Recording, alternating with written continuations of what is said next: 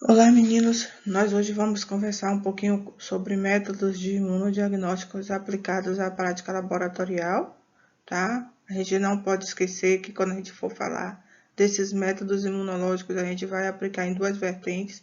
Uma para o estudo em análises clínicas, para você pesquisar micro-organismos provenientes de patógenos que suscite aí uma resposta imunológica, tá certo?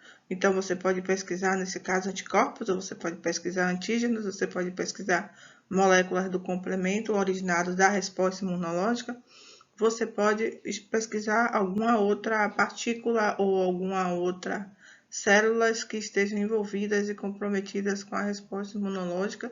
E você pode utilizar, a segunda vertente, óbvio, é para você poder iniciar a pesquisa ou responder algo da sua pesquisa, né, no seu laboratório de pesquisa. Então, se você, por exemplo, está tentando fazer, tentando detectar uma molécula, você está tentando, por exemplo, verificar a resposta da migração de uma determinada células de um sítio para outro. Você pode utilizar as técnicas de imunodiagnóstico para isso.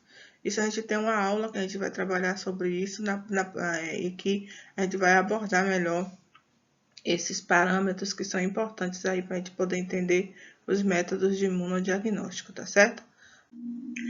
Bem, e vamos falar um pouquinho sobre as interações, né? Que são conceitos que a gente precisa compreender antes da gente iniciar propriamente o imunodiagnóstico. Então, a gente já sabe que para que exista um teste de imunodiagnóstico, a gente vai precisar detectar alguns fatores. E o principal fator importante aí para detectar um teste de imunodiagnóstico o antígeno e o anticorpo, né? Então, o fator seria as interações que vão existir entre esses antígenos e esse anticorpo, certo? E essas interações, para que elas existam, vai ser necessário que nós tenhamos aí fatores físicos e químicos intricados a ela, como pH, como temperatura, né? Que vai proporcionar as interações e ligações entre esses dois elementos, tá certo? Essa interação antígeno e anticorpo são interações que nós chamamos de interações reversíveis, ou seja, elas são realizadas por meio de múltiplas ligações, né, chamadas de ligações não covalentes, tá certo?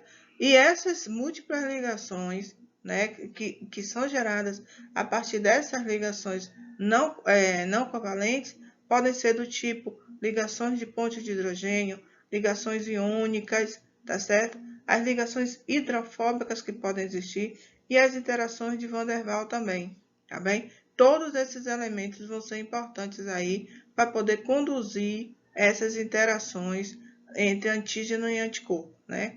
E vale ressaltar aqui também para vocês que apesar dessas interações elas serem fracas quando comparada com aquelas ligações covalentes, o grande número dessas interações, né, vai fazer com que você tenha uma energia total de ligações e vai fazer com que você tenha uma interação, uma ligação forte. Então, esse princípio é o princípio que nós chamamos de princípio de complementariedade, né? Você vai ter sítios combinatórios ali e você vai ter essas interações. Então, quanto maior for essa interação e quanto mais forte for essa interação, quanto maior for, mais forte será essa interação, tá certo?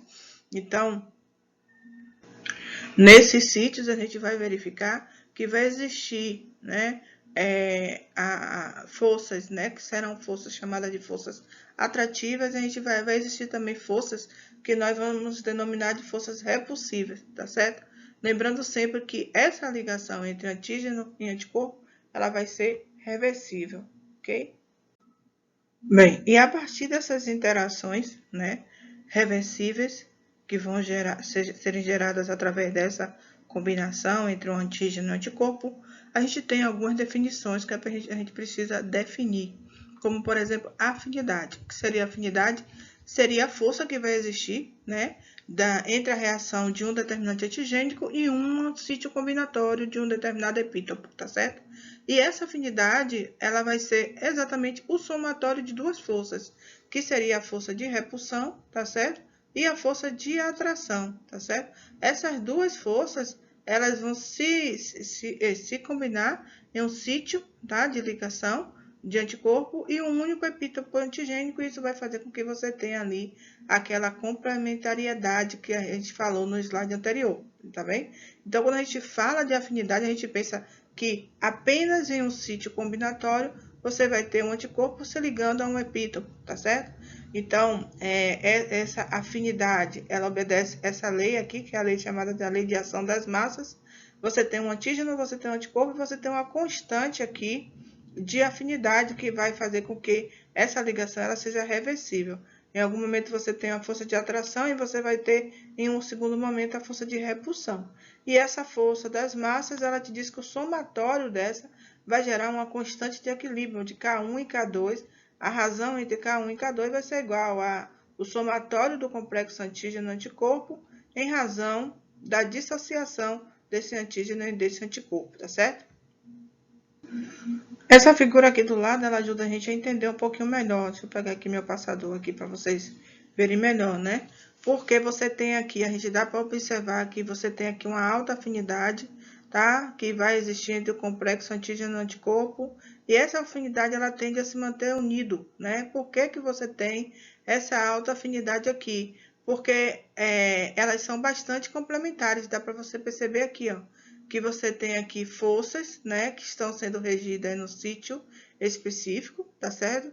E essa força, você tá vendo que o anticorpo, ele vai ser complementar ao seu antígeno, e vice-versa, tá certo? E aqui não, aqui você consegue perceber, já na figura abaixo, que esse complexo antígeno-anticorpo, ele tende a se dissociar, porque a interação é bem menor, ou seja, as forças que estão ocorrendo ali, apesar de elas não serem covalentes, essa afinidade ela é bem mais diminuída quando comparada com a força de afinidade desse antígeno e desse anticorpo aqui.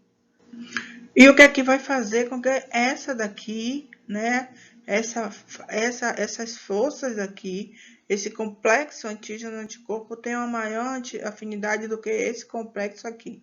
Primeiramente que no primeiro, você vai ter aqui várias ligações reversíveis acontecendo, que são ligações não covalentes, mas que são pontes de hidrogênio, ligações iônicas, ligações de Van der Waals, ligações eletrostáticas, que vai fazer com que você tenha um aumento da afinidade.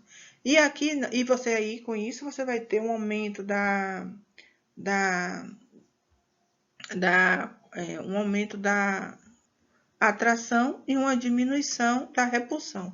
Já aqui não, aqui você vai ter poucas interações acontecendo e com isso, por consequência, você vai ter uma diminuição da atração e aumento da repulsão. Isso vai fazer com que você tenha aí uma afinidade diminuída desse complexo antígeno-anticorpo, tá certo? Então, a gente pode perceber aqui que a gente pode, né, ter dois tipos de afinidade. Aquelas que são altas, aquelas que são baixas, e isso vai determinar o meu método de imunodiagnóstico também, tá certo? Outro conceito importante que a gente precisa saber é a avidez, tá certo? O que seria a avidez? A avidez é o conjunto de todas aquelas forças de ligação que vai existir entre antígeno e anticorpo nos seus sítios de ligação. Então, o conjunto de todas aquelas forças naquele sítio de interação, nós chamamos de multivalência de anticorpos. Então, é só a gente parar para pensar, ó, que a gente tem vários sítios, né? Aqui é o sítio de afinidade que a gente vai ter, tá certo? Um anticorpo ligando a região de interação com o seu epitopo aqui do antígeno. E aqui, quando a gente fala de uma afinidade, né? Só que a gente não está falando somente de um sítio, a gente está falando de vários sítios. E quando a gente fala de vários sítios, deixa de ser afinidade e passa a ser chamado de avidez. A avidez, ela vai caracterizar a força de interação que existe daquela molécula, daquele complexo antígeno-anticorpo. E quanto tempo que existe essa força. Isso vai ser importante para a gente poder determinar, por exemplo, um método de imunodiagnóstico. Muitas das vezes a gente faz o exame de um paciente, né? E aí a gente vai ter a detecção, a gente vai querer detectar anticorpos como do tipo IgG ou do tipo IgM, por exemplo, tá? A gente sabe que a IgM ele determina uma infecção recente, tá? Enquanto que a IgG ela vai determinar uma infecção tardia. Então, durante o curso da infecção, você tem um alto nível de IgM e esse nível ele vai caindo, né? Enquanto que com o passar do tempo, você vai ter aí anticorpos sendo produzidos, né? A partir da resposta proveniente da memória imunológica, e esses anticorpos eles perpetuam, só que em algumas infecções você tem uma queda desses anticorpos. Então, como é que você vai saber se a infecção ela é recente ou se a infecção ela é tardia? Você consegue aferir isso pela avidez, né? Que vai ser exatamente essa força de interação que existe entre esse anticorpo e esse antígeno. Então, quanto mais tempo for essa interação, mais forte é essa afinidade, esse complexo que vai existir. E por isso, muitos testes eles lançam mão desse recurso para poder determinar, por exemplo, se uma determinada infecção ela é recente ou se ela é tardia, tá certo? Às vezes, muitas das vezes, a gente não consegue determinar em um único teste, tá? Um GG ou IgM, se o indivíduo ele está com a infecção recente ou tardia. Então, o que é que você faz? Você lança a mão desse recurso, você faz testes que possam diminuir ou quebrar essas interações, e aí você vai verificar, por exemplo, se você estiver no laboratório de pesquisa, você pode fazer isso facilmente com a solução de ureia. Você coloca ureia no meio, as ligações fracas, né, e que tenham constituição recente, elas são quebradas. E por aí você vai poder determinar se o que está predominando são as IgGs ou se são as IgMs. Então, aí, a partir daí, você já vai poder caracterizar, por exemplo, se uma força de interação ela pode ser aproveitada, por exemplo, para você poder determinar um método de imunodiagnóstico.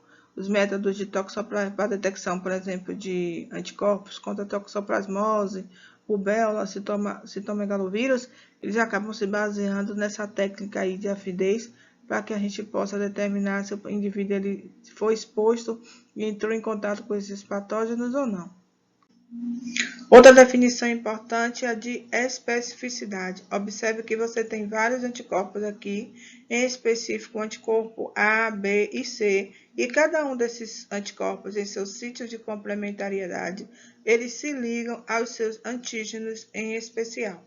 Então, quando eu falo de especificidade, é a habilidade que tem um grupo de moléculas de anticorpo de distinguir o seu antígeno dos demais. Então, isso que é especificidade. Quando eu não consigo distinguir um epítopo específico do meu anticorpo, eu posso ter o que eu chamo de reatividade cruzada. Então, reatividade cruzada seria a habilidade que tem um anticorpo em interagir com mais de um determinante antigênico.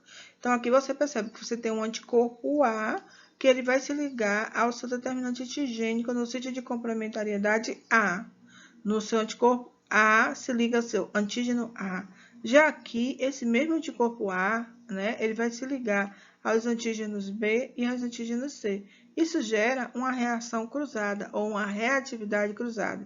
E isso é complicado porque, por exemplo, quando você está fazendo o teste de imunodiagnóstico em uma zona, por exemplo, muito endêmica de parasitária, né? Então, você tem vários parasitas, por exemplo, Schistosoma, Mansoni, você tem Ascaris lumbricode, você tem Toxocaracane, você tem vários patógenos helmintos que estão liberando ali, né, moléculas que podem ser reconhecidas pelos anticorpos. Então, por exemplo, você quer detectar se o paciente está com infecção decorrente por Ascaris, né? E aí, essa mesma infecção pode ser detectada por anticorpos anti-Ascaris, mas também esses mesmos anticorpos podem detectar partículas, moléculas de epítopos de uma outra espécie, como por exemplo, Schistosoma mansoni. Então, você tem aí um teste falso positivo, tá? Então, é complicado para o método de imunodiagnóstico. Agora, por exemplo, se você quer um teste de triagem, que não vai requerer uma especificidade tão grande, porém uma sensibilidade um pouco aumentada, isso pode ser bom, que você pode ter um espectro maior para a detecção de várias doenças, né? Então, por exemplo, você viu que aquele teste deu positivo, que pode dar positivo, por exemplo, para o HN1 e para o HN2. Então, você já sabe que o paciente tem uma gripe, mas você não sabe que tipo de gripe é. É decorrente pela infecção por HN1 ou por HN2, HN5, por exemplo. Então, a reatividade cruzada, dependendo do contexto, ela pode ser boa, pode ser ruim, vai depender do que você queira, tá certo? Muitas das vezes a reatividade cruzada, por exemplo, vai ser bom para você poder desenvolver uma vacina, né? As tríplices que tem no mercado é exatamente porque elas conseguem, né, detectar e imunizar indivíduos, né, de determinadas infecções, 3 infecções, né, 2 infecções, isso é legal. Mas em alguns momentos você precisa ter uma vacina específica exatamente para aquele patógeno. Então, quando a gente parte para esse conceito, já não é tão legal assim.